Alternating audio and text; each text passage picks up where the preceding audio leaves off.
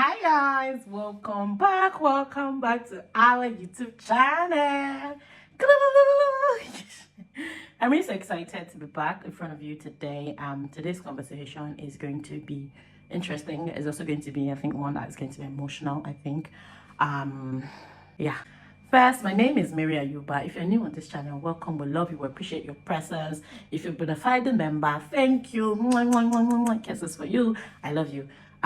Today's conversation is one that is dear to my heart, and it's going to be an emotional one. Honestly, I read a little bit of my guest story on a Facebook profile. She had shared a little of it, bits and pieces, and I just felt like what, this is going to be a great conversation to have, especially because recently there's been a lot of talk about the things that women go through during childbirth.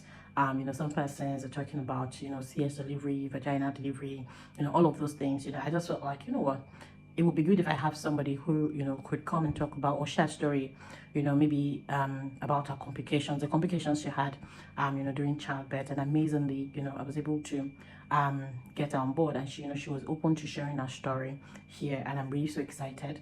That she chose to do this. Ladies and gentlemen, my guest today is a professor. She's going to do more. She's going to introduce herself more when she comes on board. I really just want you to sit back, relax, enjoy, and of course, learn from this. And every episode, either we're doing love stories, doing real life issues like this, there's going to be something to learn. There's going to be something to learn, and I don't want you to miss out on this at all. So do well to share this with anyone you feel would need this. Do well to share this, do well to comment, do well to like, do well to let us know that this is encouraging, basically. So I'm just going to bring my guest on board now, and then we'll just start the conversation and then fire on. Sit back, don't go anywhere. Make sure you subscribe in case you haven't. This is going to bless you. This is going to bless you. Okay, guys, let's dive into the conversation of today. And I am really, really honored and happy and excited to have Mrs. Grace on the call. Prof, like we fondly call her. This one is in her PhD. Ladies and gentlemen, so please permit me to call her Prof. How are you doing today, Gracie? How are you doing? I'm doing very well, Mary. And I'm honored to be here on your channel. Thank you. Thank you so much. I'm really excited. Okay, so I already gave a background, before you came on, and the conversation is today is going to really be around, the issues that women go through in the childbirthing process and all of those things. Recently there's been a lot of conversation, around either doing CS delivery or natural birth delivery. It's just been a lot. I saw your post, that you made on Facebook, and you're even talking about some other things that people might probably not even be paying attention to, that women go through. I want you to share, that story with us. How was your childbirth process? I'm really, really so happy that your baby is fine. And by the way, you're doing an amazing job with that girl. Like, again, she's so sharp. Thank you. She's so sharp. So take us through actually. How was it for you? Before we go, I think introduce yourself first. Tell us who you are. Tell us what you do so that people get to know you, even better. Okay. So my name is Grace Obiyo Ocheje. I'm officially Grace Obiyo because, but let's leave it at that. And I am a graduate student, a PhD graduate student in one of the universities in the United States. And I am studying a PhD in biology. And I'm a proud mother to an amazing child. Yeah. And I love it. Yeah. Yeah. And again, on social media currently, at this phase of my life, what I currently do is help prospective graduate students who want to study in the United States. So I try to guide and answer questions as much as I can. Amazing. So this is what I'm doing currently. Amazing. Amazing. Oh, well done. And you're doing quite well, honestly, with all of these things you're doing. It's a lot. So well done to you. So let's get into the conversation properly. Okay, 3 years ago you had your baby. I think it was a natural birth, yeah. You didn't have to do CS. Yes, I didn't have to do CS. Amazing, yeah. So every birth is amazing, by the way. Every birth route, right? Either CS, natural birth, anyone is amazing. But tell us, how was that journey for you? I've read, in some of your the writers that you had, a few complications, after your delivery. So could you take us through that journey? Really, how was it for you? I just really want you to talk about that story. Okay, thank you once again, Mary. like you said, every birth is unique and every birth is a miracle. That's what I tell people. We don't trivialize any birthing process because I initially had I had a surgery that developed complication at pregnancy. I was 5 months pregnant when I was to undergo an appendectomy, and we felt it was just a casual thing. The doctor said they could do it, and we went in for the surgery. And unfortunately, there was complication. The surgery gave way, and I had to go back to the theater again, and a lot of things happened at that phase. So the baby staying alive throughout that phase was a miracle on its own, and the pains and everything, the hospital stay for a month, and all that. So I when that phase passed, and I was discussed, we are healing. There were lots of is it going to be a CS delivery? Is it going to be a vaginal delivery? So I registered in 2 places. I'll tell people, yes, don't register in just one hospital. My mother sometimes would tell you to register in up to 3 places, as much as you can. Yeah, so I registered in a private clinic and I registered in a government teaching hospital. Very important, yeah. Is there a reason? Is there a reason for that? Yes, it's very important to register because sometimes the private clinic should be one that is very close to you in case of emergency and you can't get to the teaching hospital, then you could just go to the private clinic. And then you should also ensure to ask questions that the owner of the hospital, or you have the obstetricians and the gynecologists always on ground, because I have seen cases where someone came to put to bed and the main doctor were not around, just the midwives that took the birth. Yeah, the midwives are not, they take birth, that is what they are trained for, but there are some peculiar conditions that need a doctor to still be around. So ask your questions and do due diligence when you're registering. So I registered in the teaching hospital because they were the ones that handled the complication I had earlier in pregnancy. And also, I just felt that the teaching hospital has all the units that you need in medicine. So we have, if it's something that needs emergency care for the child, intensive care unit, the teaching hospital has it. If it's something that needs a theater, like teaching hospital is like it's like balanced. They have basic units. So that was why I wanted to give birth in a teaching hospital. So yeah. So the professor who was seeing me, during the antenatal visits, he looked at the baby, he looked at my health, and and told me that, no, you're fit, you're going to give birth vaginally. And I was like, okay, let's see how it goes. So I was just indifferent about the birth process. Indifferent because is normal. Vaginal delivery, CS is normal. But at the same time, I did not want to go through the knife again because, just barely 4 to 5 months before, I've gone to the theater like 3 times already. Yeah, while pregnant. So I was still having PTSD from the whole process, and the scar hadn't healed well. It was still in my stomach. I had a very long scar of about 13 centimeters or thereabouts, or 10 centimeters, if not more. So and it cut through the place where I was going to do a CS. So I didn't just want to have a CS. But at the same time, when the date that was given to me, we were told to also prepare our minds that it could be a CS. So we're given the list of things to prepare in case it's a CS. So I was fine with whatever it is. The most important thing was that I just wanted to see the baby that had gone through all of that. So the date that was given passed, at 39th week, 40th week, the date passed. I entered the 41st week. So I got to the hospital 2 weeks before then. They told me, if you don't give birth on this day, we're going to induce the labor. And, the dates kept going. I kept doing the exercises, eating everything, doing whatever I was told to do. And the baby wasn't bulging. The baby just remained. So I said, okay, no problem. On the same date that was given for the induction of labor, I went to the hospital. I even walked because the teaching hospital was close, so I walked myself with my bag. My mom and my husband would walk to the hospital, and like I said, sometime 4 days or some days to delivery dates, I lost my sense of taste and lost my sense of smell. This was the period we're just recovering from COVID and all of that. Suddenly I realized I couldn't taste anything. Suddenly I couldn't smell. I was so scared. I freaked out, At some point, I decided to be calm and not talk about it. I only told my mom, see what's going on. This looks funny. But I didn't, in entertain the fear because I have already been prepping my mind prior to this day. And I needed to be in the best mental and spiritual state for myself. Yeah. So I didn't want to confess negatively. I didn't even want to say it was COVID. I was just telling my friends, see what's going on. I don't know what it is, but whatever it is, I'll be fine. And I was still expecting that maybe when I get to the hospital, I'll be tested for COVID or something. But funny enough, on the day I guess I got to hospital for the induction, I regained my sense of taste, not the smell. So I kept quiet. I didn't talk about. I didn't tell the doctors. I felt it was something that part of the whole pregnancy challenges. The data it will soon come back. Yeah, that was. I just had the faith in me. So, and that was it. So I got in the hospital. I got induced, and the process began. You know, the thing about induction of labor is that it doesn't take your body doesn't go through the normal process.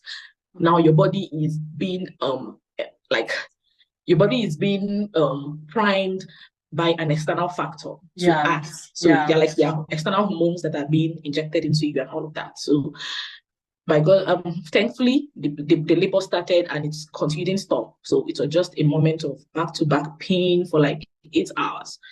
And thank God, within 8 hours of intense labor, the baby came, and I'm so grateful to God the baby came, you know. The pain was, of course, not very funny. It's bearable, but I don't want to scare anybody because it's something that you all will go through with grace. Yes. Amen. Yes, I don't want to scare anybody about the pain, but some things happened. Like I said, some things this was really challenging. You know, at every phase, there was always one challenge from having complicated pregnancies and surgery to losing taste and having long, you know. In fact, the day I put to bed in the teaching hospital, the news went round. People that knew my case when I was in the hospital for over a month said, I want to go and see that girl. That woman has given birth. That woman has given. People were coming to come and see because, yeah, they were wondering the girl that went through some, you know, I was given some antibiotics that I wasn't supposed to take as a pregnant woman, but because of the surgery, the surgeon said my life was more important than the baby's life. So it was more like a struggle. The pediatrician, the gynecologist, they were struggling. Who do we save? So the surgeon said, we are the optimum. We need to save her life. So we have to give her these drugs. So we just left everybody at a state of they just told me, Grace, just pray, you know. I was like, oh, pray, I can do that, don't worry. And my husband too was also praying, everybody. And I was so optimistic and I just trusted God. I never entertained fear. I kept telling people and telling myself that I'm going to have a perfect child. That my child is perfect from the eyes to the nail to everything. So this was the confessions I made despite the uncertainties. So the day I put to bed, people came to see the baby, and we thank God the baby was alive and she was perfect, like we asked God. But some things happened, you know. I was given a cut because, you know, the size, I don't know how censored this should be. No, it's okay. Okay. I mean, I just want to believe that anyone watching this is an adult. Is mature and can handle some of this. So that's why I'm trying to be careful. Again, I'm, you know, we are also getting to the point in our world generally where we are going to be calling this what it is. Do you understand? If I want to say vagina, I'm going to call it vagina. I agree. Yes. Because that's what it is. That's what it is. So that's what it is. So I think you're good to go. Okay, thank you for that. So during the birthing process, you know, the size of the vagina may not be able to contain the head of the baby, and most people are given a cut at the point of the baby. You said you had a tear, no, a tear is different from a cut. Please tell me because I didn't know. Yes. Okay, a tear is the one that the woman, like, forcefully, when the baby forcefully comes out, the head of the baby forcefully tears the vagina. So that's a tear, and it's usually brutal because it just goes in different directions sometimes. But a cut is deliberately given by the midwife or whoever takes the delivery. So that's the difference. And there are different degrees of tear, So the both of them are usually sutured, which is what we know as episiotomy. And then I was told to go, and there were divergent views. Some persons will tell you you have to do seat baths. Some persons will tell you, no, don't do seat baths. So, you know, the doctor that I met told me I should do a seat bath. Yeah. You understand? Either the doctor or the midwife, I can't remember exactly who it was that told me to do a seat bath. While at someone, I was at the antenatal also, they told me, no, don't do seat bath. So it was like, it was conflicting. So I really can't say, I can't remember which of the advice I took. But what I just needed something that will make me feel good and feel and heal faster. So when I got home, I was doing the seat bath thing. I didn't know that the stitch that was used for this was these dissolvable stitches. That was also something that know. So it looked like the process of the seat bath, the heat made the stitches to start losing. I started feeling pain and I was feeling unease. And after some time, that was like after 1 or 2 weeks, it continued. I had to report back to the hospital and they looked at it and they were like, this wound has opened up. I said, okay, what's the solution? They said, yeah, it's supposed to be sutured again. I'm like, this is the most sensitive part of a woman's body. It's like is the height of all the sensitive cells. This is where it's like the most. So imagine going in there again to do all of that. So, but I didn't mind as far as I was going to be fine. I just wanted to be fine. And they said, today we just started what do you call it, resident doctor strike, and we can't do anything. Sorry. I was just looking, I broke down, I started crying. I was like, what is this? And we went with my baby. You mean you can't help me? And that was just the way it was. And they were told to go, they just wrote drugs for me that I should go and take the drugs that is going to heal on its own and all of that. And we went home and it continued. I was taking the drugs, the medicine. Sorry, here we don't say drugs. I was taking the medicine that was written for me, but it looks like things are not getting better. And I forgot to add, before this period, some days after I came back from the hospital, while trying to breastfeed and all of that, I had mastitis. Mastitis is more like an infection that, one of your breasts becomes so swollen and so painful that you have fever, like up to 40 degrees, like you're shaking, all of those things. So it was so much challenge. So I was dealing with that and I was dealing with the other one down. And my husband, couldn't take it. Well, like, we need to find the solution. So someone introduced us to a doctor in my school clinic where I was working. We went. He saw us the first time. He was like, oh, no, this is really bad. We need to do something about it. We can't just let it stay that way. It could expose you to more infection. And yeah, it could heal on its own, but there could be a better solution. The day came and we were told to go and buy the cane. The cane is like the anesthesia that is being used, because you can't just do it when somebody's like, you have to numb the place. Yeah, you have to be like not aware. No, you are aware because I was awake when the whole process was. Yeah, but you won't feel the pain. You won't like, you shouldn't feel the pain. But please don't tell me you felt it. I felt it. I told you I cried from the beginning of the process till the process was done. It wasn't as bad as it should have been if there was no lidocaine, if there was no anesthesia, but the place was so sore that I don't know if it's that the anesthesia wasn't working as expected or whatever, or it wasn't original, or I don't know what happened, but I felt the pain. So they had to lose the whole place, scrape out the old, sutures, and then start afresh to, all of that. So at the end of the whole process, we now had to go home, and this period my mom had gone, so just me and my husband, and we had to start the healing process, taking the medicines involved, still breastfeeding. You have to keep being strong for yourself and for your baby and for everybody. Yes, it was a trying time. It was a very tough time, and sometimes I was even lying. I was just but yes. I try to find the way to distract myself. Yeah, because that's going to be the next question I was going to ask. I really wanted to ask how you were able to keep sane, this period. How you were able to keep sane, right? Yeah. How was I able to keep sane? The fact that I had my baby in my hand was all the sanity and joy I needed. Every day you pick up the baby to breastfeed, you feel pain, but she smiles at you. You look at the gifts from God. You look at a life that is fully dependent on you. You are grateful for all you went through. Like, she was a proof. She was like all the testimony I needed to share was the baby. So I was able to go through the pain because of her. And then also I was able to find ways to stay grateful to God. That was one thing I've learned. Because at some point, when things got really bad, when I had the first and second surgeries then during pregnancy, something happened. I asked the doctors. They were asking me, Grace, why are you so calm? Why are you so peaceful? This is your first time of doing the surgery. Why do you appear so peaceful?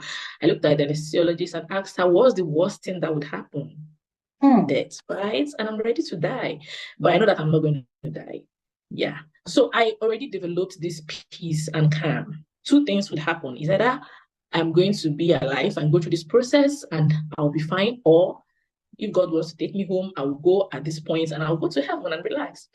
But if God doesn't want me to take me home and I go through this process and come out, then He's going to strengthen me to go through whatever it is that comes my way. So that was the confidence I had. And so with that, I was able to pull through that first trial. And, each time I remember it, I'll be like, God is faithful. When I finished the first phase, the thoughts came, now you're finished the surgery, you're alive. What about your baby? They said they can't get the heartbeat again because they couldn't check. What do you think? I said, the God that kept me alive will keep the baby alive. But even if He chooses not to, He's still going to remain a faithful God. So this was where I got to in my life. And I told myself that God is faithful in the good times and in the bad times. So when they told me they couldn't hear my baby's heartbeat for a while, and all of that, I said, no problem. God is good. God is faithful. People will come to see me in the hospital. I'll be crying and I'll be smiling. Tears will be coming from my eyes. I'll be like, God is faithful. And the tears are pouring, I just wanted to be sure that I did not say anything negative. And that I also held on to the supremacy of God, because the tendency to doubt God's goodness and faithfulness at this phase of my life was there, because I asked a lot of questions. Why me? Why me now? Why? So the tendency was there. So I just had to find a way to keep myself filled. And this also helped me during the labor process. I already told myself that no negative word like, hey, I've died, oh, I will die, oh, all those kind of words to say. Never. I never used any negative word. I kept saying, help me, God. Help me. I was just doing the breathing exercise I learned. That was all. I didn't say a single negative word. I didn't shout. I was just, it was God that helped me. It was not of my own accord. But this was something I had already fed myself with. So I kept reading the word. I kept telling myself every day, my baby's perfect. My baby's going to be a whole child. I'm going to have the baby, So the things I fed myself with helped me to keep saying. And also God was also good. He proved Himself, because it is not of Him that will. There are people that went through less processes that I went through and they lost their child. That doesn't make me special than them, you get. So it's just that, I don't know, God just decides to show mercy on who He will show mercy to, and I don't know why. So I'm just grateful. So another thing that kept me sane was encouragement from my mom. She always tell you all things work together for good. Then I had positive friends who always call you, who always check on you. Gracie, don't worry, you're fine, thank God. And then I was on social media. I will come and catch crews, and I'll laugh, and I'll make funny posts, and I'll just go, So that was just my story of how I kept saying. This was such a journey, honestly. Yes. I know that you and I had a conversation really briefly, like it was just in passing, but I didn't know it was this deep. Trust me, I didn't know it was this deep. I also knew that at that time you were not ready to go into details, But I'm really grateful to you, for holding up your faith, at that period of time. Thank God for an encouraging mother. Thank God for a praying partner. Thank God for supporting people around you. Yes. If you were going to encourage any woman going through something similar, or maybe even those looking up to God for maybe the fruit of the womb or something like that, what are you going to say, as we bring this to a close? Okay. My first encouragement to people looking up to God for the fruit of the womb is that they should understand, first of all, that God is the giver of children, and God is good and He's faithful, because their condition has a way of making them want to ask God questions, like I said. Yeah, so if you establish that in your heart, it keeps you in a sane place that when the pressure comes from within first, but that is where the pressure starts from, not even external. When the pressure from within comes, you are able to stand and say, I'm not the giver of children. It is God that gives children. I'm doing my best and it's going to come. So that is the first thing I would encouragement I would give to people who are looking for children. I may not be able to speak so much about how they feel because I haven't been there. But this is what I believe that would help people to weather through some storms of life. God is good. God is a giver of children, and you keep doing your best. He's going to answer at his own time. Now, my encouragement to people who are maybe pregnant or going through, the pregnancy journey with challenges. Like I have met a few persons after my story, after my, the birth process, so many persons came to me, so many persons reached out to me, with, and all of that. And when they talk to me, Grace, what I'm going through, and then I start telling them my story, they're like, oh my God, I didn't even know you've gone through something like that, So the encouragement I give people is that every pregnancy is unique, like we've always said. You should understand also that you should stay positive. Stay positive. Childbirth it's a divide between life and death. Whether you're going through the CS, people do CS and have very serious complications. CS is not as easy as we're saying. You can do CS. There are lots of complications that come from surgery. So just common surgeries I had complications from, So people do CS and have complications. People do vaginal delivery, and at the point of delivery, as the baby's head is coming out, it traps, the baby can't come down again, and a lot of things happen, complications come. So what I would just encourage people who are pregnant or who are going through the journey is to stay positive. And whatever you feed yourself in, when the trial comes, when when push comes to shove, that is what would show, or that is what is going to come out. Whatever you feed yourself with positive things, avoid watching negative, posts and all those things on media. Avoid all those things. People will tell stories of negative things. Pick the positive ones and hold on to it every day and speak positive words to yourself and to your baby. So that's what I have to say. This was such a journey, honestly. Yes. Yeah. I'm happy that, your ability to be able to talk about this way, also to an extent shows, your healing process. There are still some persons who are going through the process who are not able to, talk about it. Yes. And I really think, the trauma, is still there. The PTSD is still there. I'm just praying and hoping that this is going to reach the right people. And they're going to find the encouragement, they're going to find the strength to pull through. And also remember that God is faithful. I was sorry to cut you short. I was going to say something when you said about that they find encouragement. So a few days to the surgery, when I was still dilly-dallying on doing the appendectomy in pregnancy, I reached out to Shemu. So we got talking. So Shemu, I told her, look at what's going on and look at what people are telling me. I have to do surgery. And Shemu, I don't want to do surgery. Go for B, blah, blah, blah, Shemu said, babe, calm down. She told me her story. Immediately she told me her story. It was as if there was this surge of energy and strength that came into me and told me, oh, she went through something worse than what you went through, or you're going through. If she went through this, that means God is going to help you. Right. That was her testimony, her story was a surge. Like it did something to my spirit man. The next day, that the surgery took place 2 days or a day after that story that she told me. Because I was dragging my feet, I was dying in pain, appendectomy pain. I couldn't sit, I couldn't stand, I couldn't lie. I was in terrible pain, but I didn't just want to do the surgery. Why? I was afraid. I don't know why, So, but when she encouraged me, so there's power in stories, like you said. We may not know who this is going to encourage.